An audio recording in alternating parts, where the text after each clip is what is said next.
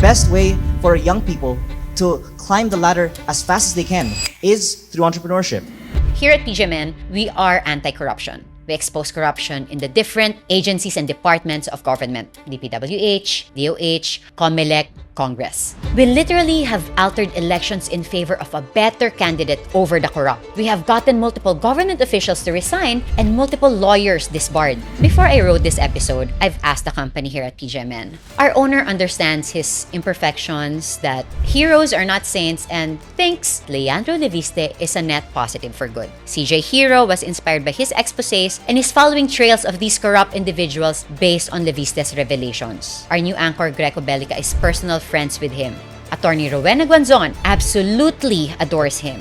So I'm taking this stand against my colleagues because the facts are the facts. While Leandro has been screaming on the top of his lungs and crying in his live streams about corruption, yet reeks of it himself. This episode is not about whether Leandro Leviste talks stuff, though we can totally go there. Huwag nyo akong patayin. Dahil kung papatayin nyo ako, lalabas ang buong katotohanan ng mga ginawa ninyo sa DPWH. It's about whether his public crusades distract us from a far bigger issue. A congressman who benefited from nepotism, defaulted on massive government energy contracts, and still profited, while millions of Filipinos stayed in the dark. As of December 31, 2021, 2/3 ng lahat ng kontrata sa Department of Energy ay na-award kay Leandro Leviste. Average na halaga ng bawat kontrata ay 10 billion pesos. By 2023, 1 gigawatt or 1,000 megawatts na dapat ang at least operational. Pero may nabalita na ba tayo? May nakita na ba kayo? Fast forward to 2024, 174.41 megawatts lang ang na-deliver out of 14,000 megawatts. Para maintindihan natin gaano kalaki ito, ang 1 megawatt ay enough power for 700 to 1,000 Filipino households. 1 megawatt ay katumbas ng 100,000 LED bulbs. Enough ito mapatakbo ang LRT. 1 megawatt is for barangay, mall or ospital. Ang 100 megawatts naman pwedeng magbigay power sa isang maliit na bayan. Yung 10,000 megawatts ay enough na kuryente para sa 10 milyong bahay na gumagana sabay-sabay. Itong 10,000 megawatts pwedeng pababain ang bayarin sa kuryente by 30 to 70%. So kung akala ninyo kaunti lang ang 10,000 megawatts, katumbas yan ng kuryente ng 10 milyong pamilya. Pag nagkaroon po kami ng solar panel na gano'n, okay na po. Parang ba? Kasi una-una, hindi natatawid ang mga bata kahit kasi sa amin para mag-charge.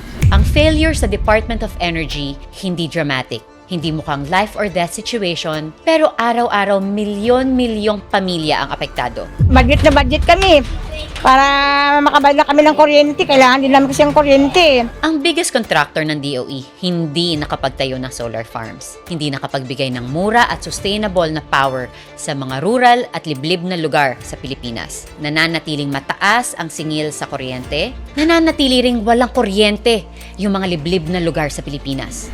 Hindi ko po nakikita lahat ng ginagawa ko, hindi ko po As pag nabukasan po sa ako lang po titingnan hindi yung gawa ko kung tama po ba siya o ano.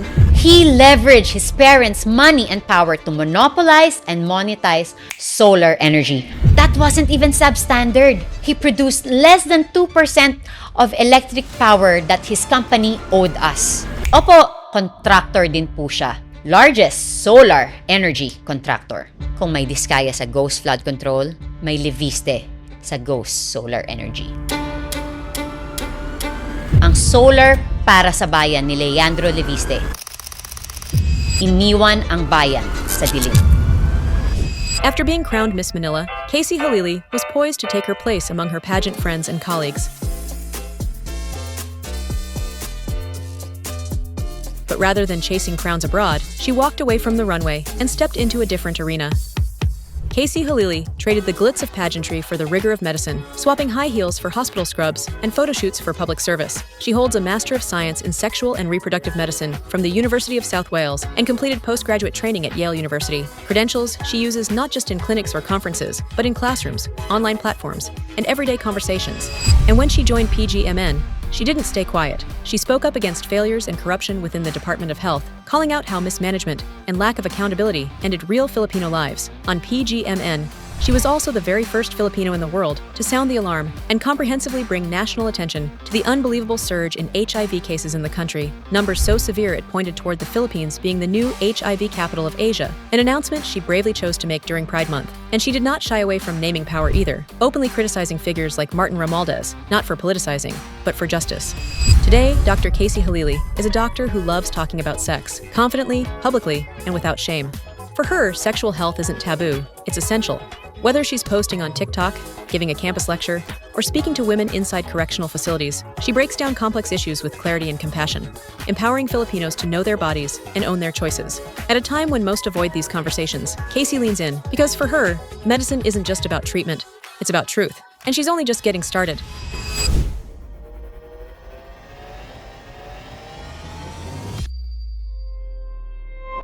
Kapag pinag-uusapan ng korupsyon, ang unang papasok sa isip ay yung madaling makita.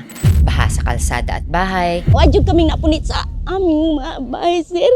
Walang-wala po kami, manginanglan kami ng tulong. Wala naming tulugan, wala naming pagkain, wala kaming magamit. baku-bakong daan, Sobrang hirap po ma'am kasi sobrang tataas ng lubak, ang lalalim. Dahan-dahan lang po, di mo pwede magbabilisan eh. Tatalbog yung mga pasahero ko eh. bumagsak na tulay. Ito lang ang suspension bridge na nakita ko sa buong mundo na hindi kable. At yan na mismo ang bumigay. Ayan o. Hermes at alahas ng mga anak at asawa ng mga politiko. Bulok-bulok na ospital habang may bagong sports car ang health secretary sa gitna ng pandemic. Dahil pag ang korupsyon nakikita, mas madaling magalit. Pero hindi lang sa DPWH at infrastructure projects may korupsyon. Hindi lang sa DOH at PhilHealth. There is another kind of corruption that doesn't flood streets, that doesn't kill people immediately, and that doesn't trend on social media. For now. Sa nakaraan kong episode, nabanggit natin ang whole of government approach ang panloloko sa taong bayan. Kung paano nagsabuatan ang executive, legislative, kahit auditors para mailabas ang pondo para sa DPWH insertions na pinanggalingan ng mga ghost flood control projects. Sa sobrang ingay ng investigasyon sa DPWH, baka akala ng ibang departamento, mark safe na sila. Sa episode na to, bisitahin natin ang Department of Energy. Kapag ang ospital na ubusan ng higaan o gamot, may mga pasyenteng mamamatay. Kapag ang flood control project nawawala, libong tao ang mawawalan ng bahay o mahal sa buhay. Pero pag energy project ang pumalpak o hindi na itayo, para bang walang nangyari. Walang seremonya, walang ribbon cutting na hindi natuloy, papel lang na nag-expire. Ang failure sa Department of Energy, hindi dramatic.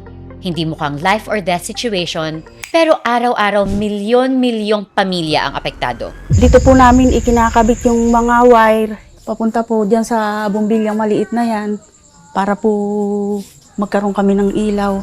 Pero para bang wala lang? Pinoy pa, mapagtiis. Mapakinggan mo po nila, sana po nila na tulungan naman po nila kami sa kuryente kasi po sobrang hirap po talaga, lalo na po kung may sakit. Hinihiling ko nga sana nagkaroon ng kuryente. Para kung mamatay man ako, maliwanag sila.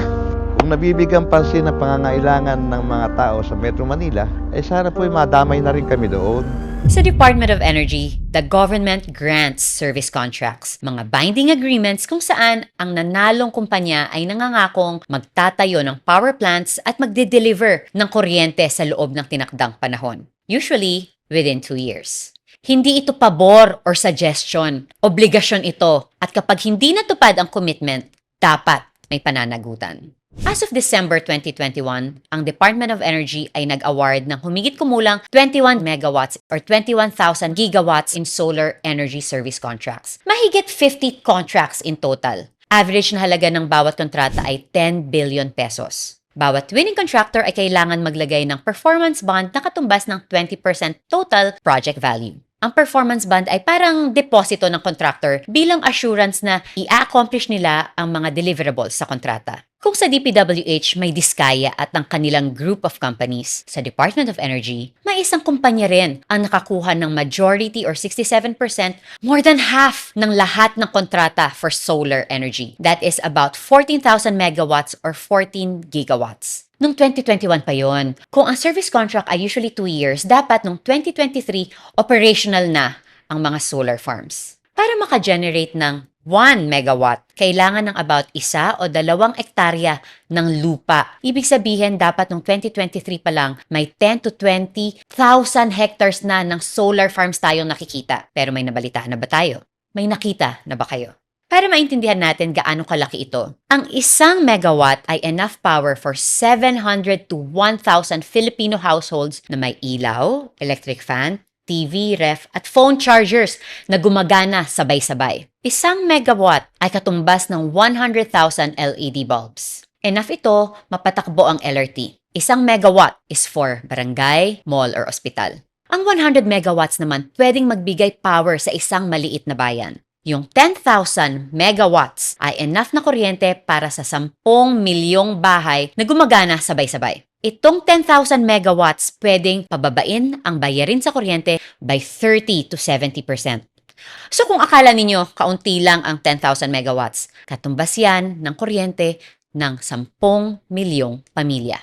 Ang biggest contractor ng DOE hindi nakapagtayo ng solar farms. Hindi nakapagbigay ng mura at sustainable na power sa mga rural at liblib na lugar sa Pilipinas. Pero kahit pumalya at walang nagawang project ang contractor, nagawa pa rin kumita ng multi-billion ng may-ari at tinawag pa siyang youngest self-made billionaire. We can end this debate once and for all and encourage Filipinos to stop all the coal plants about to start construction, not on the basis that coal is dirty, but that coal is in fact more expensive than solar. I think that startups, more than governments, can be the world's leading force for good. Very diskaya ang atake, sipag at tiyaga. So kung sa DPWH may ghost flood control, may ghost solar energy sa Department of Energy, ghost pa ilaw. Ang DPWH nilulubog tayo sa baha. Ang solar para sa bayan ni Leandro Leviste. Iniwan ang bayan sa dilim. Noong 2019, after ng mabilis na proseso, ipinasa ng Kongreso at pinirmahan bilang batas ni Pangulong Rodrigo Duterte ang Republic Act No. 11357, also known as the Solar para sa Bayan Act. Ang batas na ito ay nagbigay ng nationwide solar franchise para sa Solar para sa Bayan Corporation para magtayo, mag-operate at mag-maintain ng microgrids at mag-distribute ng solar energy sa mga liblib at underserved na lugar sa Pilipinas na hindi naaabot ng tradisyonal na kuryente. To improve sustainable energy. Big word! Very noble. Maganda sa papel. Eventually, ang franchise na to ang naging daan para tawaging self-made billionaire si Leandro Leviste. What would you do with all that money? Give it away. Give it away? No, seriously? How? What do you mean? I think the most satisfying thing is to know na yung pinaghirapan mo, magamit mo para maging masaya ang iba. Ikatlong termino na ni Senator Loren Legarda, nanay ni Leandro Leviste. Ang mga utility franchise na karaniwang inaabot ng ilang taon dahil sa mabusisi at technical reviews, 4 na buwan lang na ipasa agad. Kahit pa nag-abstain si Senator Loren ng pagbotohan ng pagpasa ng batas, maraming nagsabing tumulong siya sa paglobby o kumbinsi sa Senado at Kongreso na ipasa ang franchise. Self-made nga ba kung ginamit mo ang posisyon ng magulang mo para magkaprangkisa at lisensya ang kumpanya mo? I have the luxury of not needing to engage in this kind of practice. Nepotism is defined as the practice among those with power or influence of favoring relatives, friends, or associates, especially giving them jobs. In this case, giving them companies and leverage. Self-made billionaire o Nepo baby? Ang nakakatuwa kay Kong Leandro, he is a Nepo baby who Nepo babied right. Nilubos niya. Noong 2014, nirehistro ang Solar Philippines Power Project Holdings Inc. or SPPPHI with 100% ownership of then 21-year-old Leandro Leviste. Itong holdings company na ito may 20 subsidiary o mga kumpanya sa ilalim na sumali at nanalo sa bidding ng mga solar energy service contracts ng DOE. It might be important to note that Leandro Leviste is registered as the 100% owner ng lahat ng subsidiary ng SPPPHI. Itong same holdings company na ito ay may second largest share din sa SP New Energy Corporation or SPNEC na isang publicly listed company, ibig sabihin nasa Philippine Stock Exchange na. Pagkatapos makuha ang franchise from 2017 to 2022, ang mga kumpanya kaugnay nito ay nakakuha ng 42 service contracts sa Department of Energy na may target total na 14,000 megawatts or 14 gigawatts. Pinakyaw niya ang mga projects. At opo, contractor din po siya. The best way for young people to climb the ladder as fast as they can is through entrepreneurship. Hindi man sa DPWH pero contractor pa rin po siya ng gobyerno. Largest solar energy contractor. As of December 31, 2021, 2/3 ng lahat ng kontrata sa Department of Energy ay na-award kay Leandro Leviste. Fast forward to 2024, 174.41 megawatts lang ang na-deliver out of 14,000 megawatts. Hindi man lang 2%. According sa company presentation to investors ng SPNEC noong 2022, by 2023, 1 gigawatt or 1,000 megawatts na dapat ang at least operational. Pero hanggang ngayon, 175 megawatts pa lang rin. At dahil sa non-performance, delays at pag-expire ng performance bonds niya, terminate ng Department of Energy ang mahigit kalahati ng mga kontrata. May 7 active pang kontrata ang Solar Philippines pero kailangan nilang bayaran ulit ang kanilang performance bond na nagkakahalagang 14 billion pesos. Sa pangungontrata sa gobyerno, itong service contracts ay considered corporate assets. Mula sa business perspective, pwedeng mang-hoard ng projects tapos ibebenta yung kontrata sa ibang kumpanya ng may patong na. Sa ganito, meron bang intention to build and provide sustainable energy? O gusto lang bang pagkakitaan through buy and sell ng service contracts? Pero supposedly, hindi pwedeng ipasa sa ibang kumpanya dahil stipulated yan sa fine print ng franchise. Still on a business perspective, itong paper assets kahit nag-default ang karamihan, kahit pa halos wala siyang ginawa o na-fulfill sa 14,000 megawatts, tumaas naman ang value ng kumpanya niyang SPNEC. Dahil on paper, it looks successful, scalable, at profitable. Kaya naibenta niya kay Manny V. Pangilinan ng Meralco sa halagang 18 billion pesos ang controlling shares bago siya tumakbo sa Kongreso. Pero as of 2025, nananatili pa rin siyang vice chairman ng SPNEC. Kung may Diskaya sa Ghost Flood Control, may Leviste sa Ghost Solar Energy. This episode is not about whether Leandro Leviste talks stuff, though we can totally go there. Huwag nyo akong patayin. Dahil kung papatayin nyo ako, lalabas ang buong katotohanan ng mga ginawa ninyo sa DPWH. It's about whether his public crusades distract us from a far bigger issue. A congressman who benefited from nepotism, defaulted on massive government energy contracts, and still profited, while millions of Filipinos stayed in the dark. Pag nagkaroon po kami ng solar panel na gano'n, okay na po. Parang ba? Kasi una-una, hindi natatawid ang mga bata kahit kasi sa amin para mag-charge. Dahil hindi na itayo itong mga solar power projects na ito, nananatiling mataas ang singil sa kuryente, nananatiling monopolyo pa rin ang energy market, at walang laban tayong consumers sa mga fees at charges na binabato sa atin. Budget na budget kami. Para makabayad kami ng kuryente, kailangan din namin kasi ang kuryente. Maasa kami kay Presidente Bongbong Marcos na yung pangako niya na ibaba yung kuryente. Sana matupad niya yun. Nananatili ring walang kuryente yung mga liblib na lugar sa Pilipinas. Sa pang-araw-araw tayong mga nasa syudad, tayong may kuryente, hindi natin to nararamdaman. Nakapag-charge ka nga ng cellphone para mapanood tong episode na to.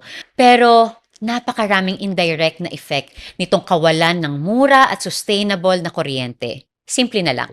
Ilang bata ang hindi nakakapag-aral sa gabi dahil walang kuryente sa baryo nila. Kahit po may ilaw na nagamit ko po yung cellphone kasi po masyado mahina po yung ilaw po namin. Mahirap po, sobra. Hindi ko po nakikita lahat ng ginagawa ko, hindi ko po Tapos po pag nabukasan po sa ako lang po titingnan hindi yung gawa ko kung tama po ba siya o ano. Itong mga simpleng pang-araw-araw na bagay, they shape people's lives and futures. DOE ghost projects keep the country expensive, dark, and unequal. Not all corruption is loud. Not all government failure is obvious. DOE ghost projects did not survive because nobody knew. They survived because attention was redirected elsewhere. The critical question now is, how does a failure of this magnitude, national in scope, billions in value, not become career-ending? Buwan-buwan tayo nagbabayad ng mahal na kuryente. Hindi tayo mangmang. The answer is attention economy. Our political system increasingly rewards visibility over verification. Energy policy is technical. Service contracts are boring. Kayo rin inantok dun sa una kong pinagsasabi, di ba? But sound bites, confrontation, accusations, exposés, they trend and go viral. Politics now rewards noise, not outcomes. Lalo na ngayon nagalit na ang mga tao. Kailangan lang sprinkle-sprinkle ng performative anti-corruption and you're a hero. In a Congress where attention equals power, younger lawmakers learned early that delivery is slow, but spectacle is fast. Grandstanding creates the feeling of accountability without actually producing accountability. Justice becomes content, accountability becomes theater. Nitong nakaraang eleksyon, may 20 milyon na Gen Z ang rehistradong botante. About 35% ng total registered voters ay edad 18 to 35 years old. The youth vote is also being credited for the surprise appearance of opposition bets in the top 5 of senatorial bets. Maliban sa dami at lakas ng boto ng kabataan, sa nakaraang 2025 midterm elections, marami rin ang nahalal na batang kongresista. Often, branded sila as reformists, anti-institution, disruptors. Noong 2022 sa 19th Congress, meron na rin namang mga batang kongresista. They call themselves the Young Guns. Sila ang mga kongresista below 40 years old na ang sabi nila, sawa na sila sa drama. Gusto daw nila, trabaho lang, resulta agad.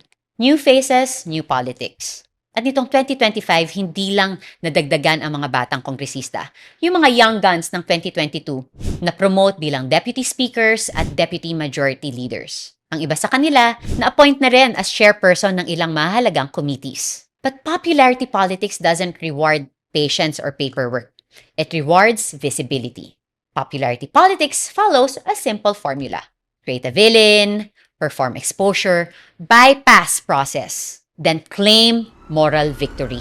Mahigit 700 billion pesos na national expenditure program ng DPWH ay may mga proponents pala sa halos lahat ng mga proyekto at naka-record po itong lahat sa DPWH. Dito sa bagong batch ng mga kongresista, may dalawang bagong pangalan ang nag-ingay, nag-aw-aw, nag-meow-meow mula sa Kongreso kasabay ng mga investigasyon sa korupsyon sa DPWH. Congressman Leandro Leviste at Congressman Kiko Barzaga. Leandro Leviste, though new in Congress, is not new to power. Siya ay mula sa isang political dynasty sa Batangas at nanay niya ang longest-serving female senator sa history ng Senado. And his rise came with a carefully curated image, anti-corruption, fearless, willing to expose anyone.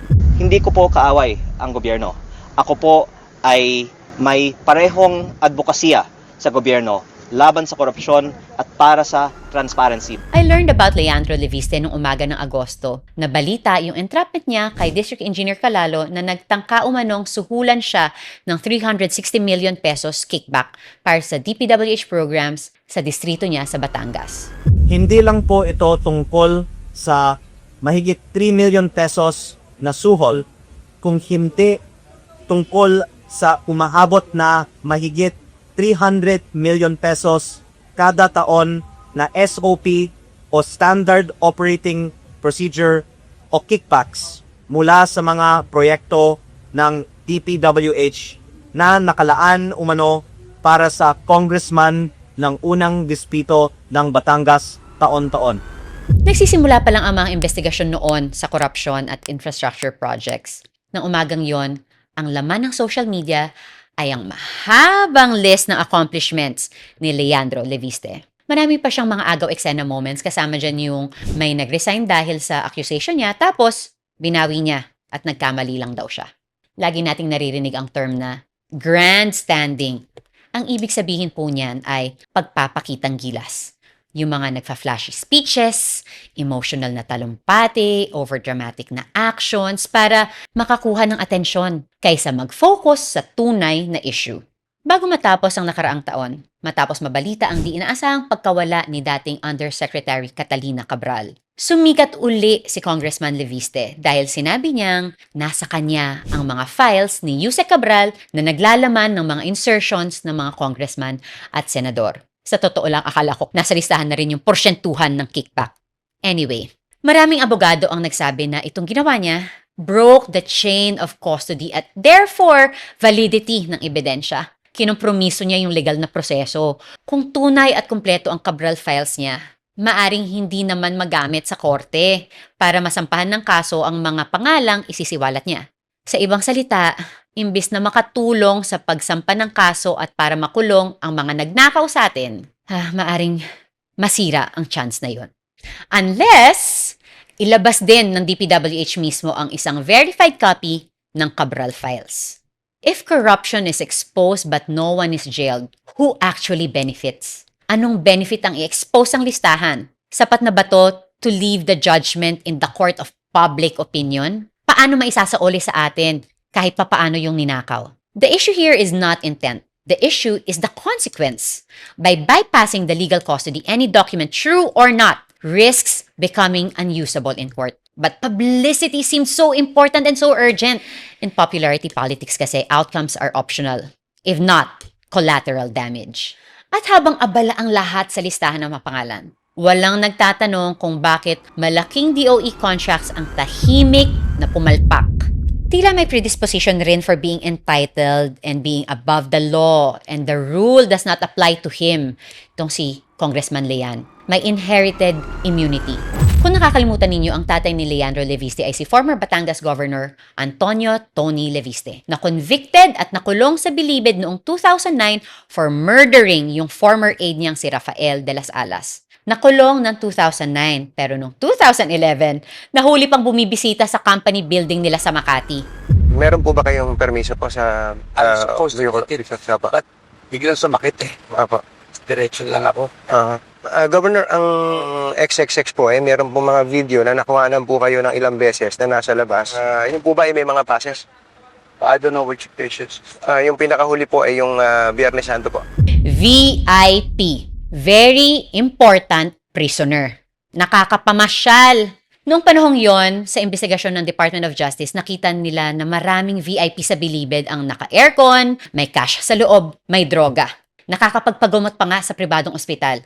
Sa pagbisita ko sa women's prison natin for medical missions, mga karaniwang inmates, 6 na buwan nang dinudugo bago pa mapa-examine at malamang may cancer na pala. Tapos buwan uli ang bibilangin para sa follow-up na laboratorio at operasyon. May iba, sumabog na nga lang daw yung suso dahil sa tumor at kinamatay na rin yun ng inmate. Kahit sa loob, pag may pera at position ka, lamang pa rin. Ngayon, kahit pa nahuling lumalabas ng bilibid ng 2011 si Tony Leviste, by 2013, nakalaya pa siya dahil nabigyan siya ng parole. At 1 year later, in 2014, nadawit siya sa raid sa rancho nila sa Batangas kung saan nahuli ang isang Mexican drug syndicate at 420 million worth ng shabu. We are not saying the son should bear the sins of the father, but this is the environment he grew up in. In their household, even if you kill somebody, you can get away with it. They never lose. Now going back, habang lahat ng atensyon ay nasa hawak na listahan ng insertions ni Kong Lean, habang tinatakot niya ang kapwa niya kongresista na nasa Cabral list, si Congressman Leandro Leviste at si Senator Loren Legarda ay may 639 insertions na nagkakahalagang sobra-sobrang 6 billion 800 million pesos sa kakatapos na BICAM at kakapirmang 2026 National Budget o General Appropriations Act. You can monetize your kaingayan. Hindi naman bago sa politika ang mga batang maverick na mabilis na sumikat at umangat sa posisyon. Example ng mga Spice Boys at Bright Boys nung panahon ni President Erap Estrada ay mga bigating senador at secretaries na ngayon. You know, the danger isn't Leandro Leviste. May mga susunod at susunod pang tulad niya. The danger is a culture where performance replaces proof, exposure replaces prosecution, branding replaces delivery. Corruption doesn't disappear because it's younger. Sometimes, it just learns better marketing. So before we idolize the next loud disruptor, ask, ano ba talaga ang nagawa nila? Sino ang nakinabang? Sino ang naiwan sa dilim? To the Department of Energy, kinabral din ba kayo kaya iisang tao lang ang inawardan nyo ng mga kontrata nyo? Ito ang kwento ng ghost project sa Department of Energy. Isang korupsyon na hindi mo nakikita pero araw-araw mong nararamdaman at binabayaran. Sa mga supporters ni Congressman Leandro Leviste, hindi namin sinasabing huwag na nating ituloy ang laban sa korupsyon. We don't want to deflate you or remove the wind from your sails in the momentum of this anti-corruption movement. Here at PGMN, we are anti-corruption. We expose corruption in the different agencies and departments of government. DPWH. The DPWH is a house rotting from the inside because the rats and termites are in the walls. DOH. The Department of Health said this week that HIV is a bigger problem of the country. And I agree, but do we have to wait for Mpox to be bigger for us to focus more on it? COMELEC. Unfortunately, even the very institution tasked to guard our democracy is not immune from political gamesmanship. COMELEC, welcome to the show. Congress. This is the worst country sa corruption. Rank 33 na ang Philippines. O, di ba? We are a poor country, tapos mataas yung corruption, tapos yung mismong gumagawa ng budget natin, which is Congress, yung mismong magnanakaw. We literally have altered elections in favor of a better candidate over the corrupt. We have gotten multiple government officials to resign and multiple lawyers disbarred. See, the point we're making is the difference between Kiko Barzaga and Leandro Leviste. So far, Kiko Barzaga's record seems clean, while Leandro Leviste's record is not. While Leandro has been screaming on the top of his lungs and crying in his live streams about corruption, he leveraged his parents' money and power to monopolize and monetize solar energy for billions without producing any output. That wasn't even substandard. He produced less than 2% of electric power that his company owed us. Tinalo pa yung ghost projects ng DPWH. Before I wrote this episode, I've asked the company here at PGMN. Our owner understands his imperfections, that heroes are not saints, and thinks Leandro is a net positive for good. CJ Hero was inspired by his exposés and is following trails of these corrupt individuals based on Leviste's revelations. Our new anchor, Greco Bellica, is personal friends with him. Attorney Rowena Guanzon absolutely adores him. So I'm taking this stand against my colleagues because the facts are the facts. It is a lie and disservice to ourselves to look at Leandro Leviste as a savior. He screams anti-corruption, yet reeks of it himself. In my book, that's not a messiah. That's a hypocrite. I am Dr. Casey Halili, and we are proudly PGMN.